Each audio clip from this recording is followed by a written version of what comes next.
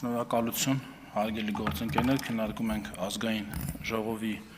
ընդդիմադիր փոխխոսնակի ընտրության հարցը, Արամ Վարդևյանի թեկնածությունն է քննարկվում, բայց միշտ այդ հարցին անդրադառնալ ես կուզենայի մի քանի կարճ ռեմարկ անել դաշնակցական գործընկերների ասածների վերաբերյալ Նախտիկին Վարդանյանի երեկվանից եւ արդեն 5 տարի թնդացող հարցի վերաբերյալ թե շուշուտ ասեք ձեր կարծիքը ինչ եք մտածում սրա մասին, նրա մասին, ով ինչ է, ով է, ով սպառնալիք է, ով սպառնալիք չի, Տիկին Վարդանյան։ Ընդհանրապես խոսքերը ասվում են անհրաժեշտաբար, ընդհանրապես խոսքը որպես գործիք պետք է օգտագործվի անհրաժեշտաբար։ Դատարկախոսությունը լավ բան չի։ Չի կարելի ուղղակի խոսել խոսելու համար։ Ուղղակի մտքիդ ինչ գա, ասենք ես օրինակ ձեզ հիմա ինչ եմ մտածում ձեզ մասին։ Այսինքն դա ամեն ինչը ասեմ։ Դա չի լինի, դա չի լինի ճիշտ։ Դա կարիքը չկա։ Դուք եկեղեցու պաշտպանությամբ ենք հիմա ասում եք եկեղեցին ենք պաշտպանում, քրիստոնյա ենք, Աստվածաշնչում չեք կարդացել, որ ամեն մի դատարկ խոսքի համար պետքա պատասխան տակ դատաստանի օրը։ Բայց դա չեք կարդացել։ Չէ, դատարկ խոսքերը Տիկին Վարդանյան։ Ամեն անգամ վեր եկել, ասում եք հələ ասեք, ինչ եք մտածում, օրինակ ո՞րն է Հայաստանի սպառնալիքը, բայց հատուկ ծառայություն ենք ստեղծել, որը ձերոք չի եղել։ Այդ ծառայությունը տվել է զեկույց, որտեղ գրված են Հայաստանի Հանրապետության հիմնական մարտահրավերները, սպառնալիքները եւ այլն եւ այլն։ Ազգային ժողովի նախագահը որ վեր կացավ։ Ասեց այս պետությունից է սպառնալիքն եմ, զգում եմ պետ։ Դա ձեզ ինչ է տալի, որ ինչ գնաք այդ զապիսը ուղարկեք այս մեկին, այն մեկին, ասեք, տես ինչ ասեց ազգային ժողովի նախագահը, մի հատ պատասխան, հետո գաք այստեղ ասեք, պարոն Ռուբինյան, բայնորված էր ասացին, տեսակ Թուրքիայից ինչ են պատասխանել։ Մի հատ դեպի դուք պատասխան տվեք, դե ծուր կհասնի մեր գործերը։ Իմաստը դրա։ Անդրադառնալով Պարոն Վարդևանյանի թեկնածությանը, Պարոն Վարդևանյան, ես ձեր ուժի, մյուս ընդդիմադիր ուժի հետ ունեմ ֆունդամենտալ տարաձայնություններ եւ այդ տարաձայնությունները ես այդ տարաձայնությունների մասին սկսեցի խոսել իմ անցած ելույթում եւ դա հետեւյալն է, արդյոք իշխանությունը պետք է ձևավորվի վերևից ներքև, թե ներքևից վերև։ Հայաստանում ընդհանրապես մեր ներքաղաքական կյանքը այս հարցի շուրջ է պտտվել վերջին 35 տարիներին։ 1990 թվականի Գերագույն խորհրդի ընտրություններում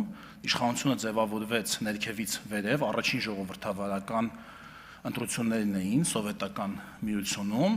հետո նախագահական ընտրություններ, ելի իշխանություն ձևավորվեց ներքևից վերև, հետո 96 թվականին այդ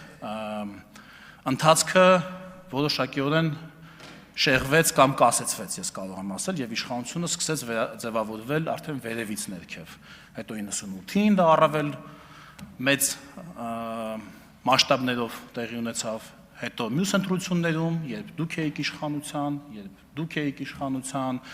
եւ 2018-ին նորից իշխանությունը ձևավորվեց ներքևից վերև եւ սրա հետ որ դուք չեք հաշտվում, որովհետեւ ինձ թվում է, որ դուք կարծում եք, որ ճիշտն է նա, որ ինչպես պարոն Վարդանյանն ասեց, ընտրախավը, սա իդեպ շատ հետաքրքիր նոր բառ է, ընտրախավ, այդ ինչ բան է, ընտրախավ։ Այսինքն ընտրյալների խավը, հա, երևի ընտրյալ մարդկանց ուժեղ փաստաբանների, ուժեղ, չգիտեմ, մասնագետների, տեխնոկրատների, արիստոկրատների, հեծելազորի, թագավորների, ուժեղ մարդկանց խավը, ինչ անում, ընտրախավն է ձևավորում ինքնությունը եւ մարմնավորում, ենթադրում եմ ինքնությունը։ Միգուցե սրանից 3000, 2000, միգուցե 1000, միգուցե նույնիսկ 200 տարի առաջ այդպես էր, բայց ժողովրդավարական հանրապետություններում այդպես չի, ժողովուրդն է դնում իր առջև նպատակներ, ես գիտեմ, որ դուք դրան էլ չեք հավատում, դուք չեք հավատում, որ ժողովուրդը սուբյեկտ է, դուք չեք հավատում, որ կա հավաքական բանականություն, ձեր մասին եմ անձամբ խոսում, պարոն Վարդևանյան, դուք չեք հավատում, որ 1 միլիոն մարդ կարող է ունենալ հավաքական, միասնական, այսպես ասեմ, հավաքական բանականություն, առանց իրար հետ խոսելու, առանց միլիոն հոգով միտեղ հավաքվելու եւ ինչ-որ հարց քննարկելու, ուղղակի կարող է ինչ-որ հարցի վերաբերյալ տարբեր գործիքներով, խորհրդարանական ընտրությունների միջոցով մեզ գործուղելով այստեղ, մասնավոր քննարկումներով, հա, ձևավորել ազգային նպատակ եւ ընտրել ազգային իշխանություն այդ ազգային նպատակը իրականացնելու համար։ Դուք ուրիշ բանի եք հավատում, որ կան ուժեղ մարդիկ, դուք հավատում եք ուժեղ մարդ հասկացությանը, որը էլի շատ կարևոր է։ Բայց երկու ձևի դրսևորում ունեն ուժեղ մարդիկ։ Կան ուժեղ մարդիկ, որոնք արտացոլանքն են իրենց ժամանակի, իրենց ուղված ժողովրդական պատվերի։ Այսինքն ոսպնյակի նման, եթե պատկերացնեք, ոսպնյակի նման խտացնում են լույսը եւ ստեղծում են, գեներացնում են մեծ էներգիա, բայց այդ լույսը գալիս է բազմաթիվ մարդկանցից, մեծ թվով մարդկանցից, պատկերացրեցիք, չէ՞, ոսպնյակը ոնց է աշխատում։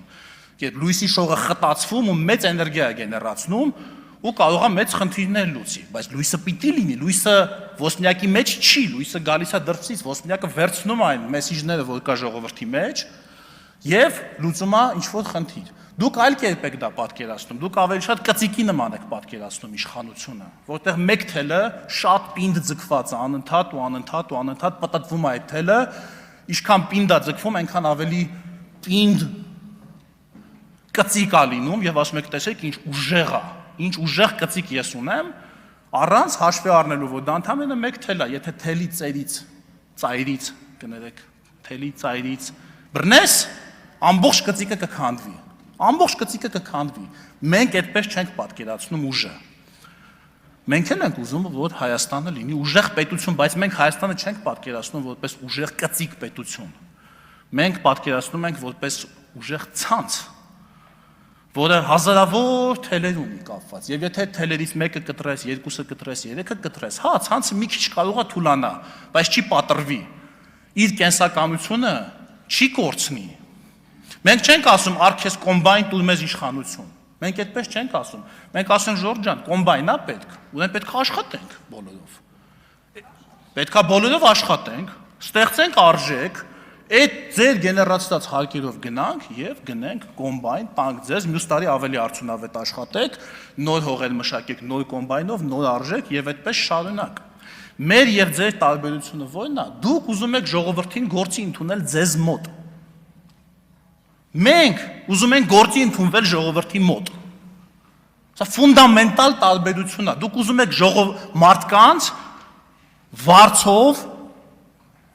որպես ժողովուրդ գործի ընդունել։ Ասել այ դուք կլինեք մեր ժողովուրդը։ Պարոն Վարդանյան ասաց, այդ ընտրախավը գա եւ ասի այ սա մեր ժողովուրդն է, տեսեք, ժողովուրդ։ Այդ 300,000 աշխատատեղի հարցն էլ այդ այդտեղից գալիս։ Մենք կստեղծենք աշխատատեղեր, դուք կգաք այդտեղ կաշխատեք որպես մեր ժողովուրդ։ Մենք ձեզ ամեն ինչով կապահովենք, դուք մեզ կապահովեք ձայներով։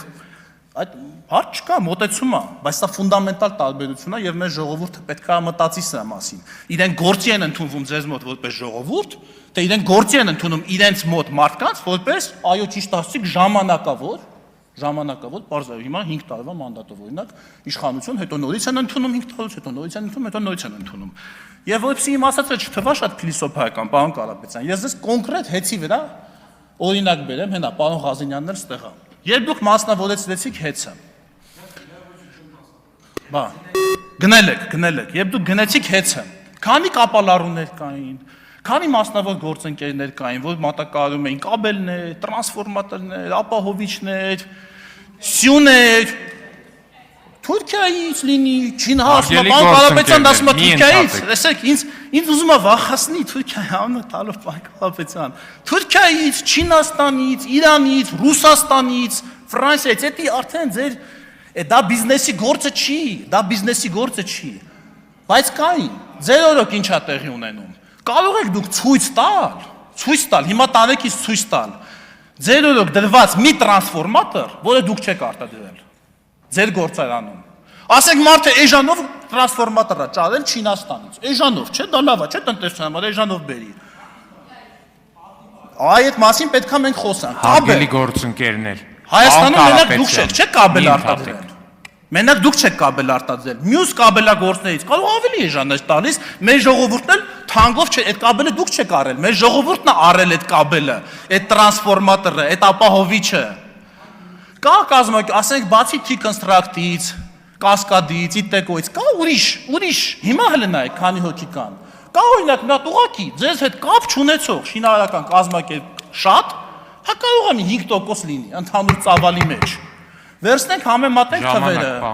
Վոլիոսի պատմությունը ով է այստեղ, պարոն Սուքասյանը հեն այնտեղ է։ Նախագծային ընկերություն։ Կարող է մի լավ նախագծային ընկերություն լիներ, իրանք են թե ժողովուրդ, իրանք են ժողովուրդ։ Հարմար գնով նախագիծ աներ։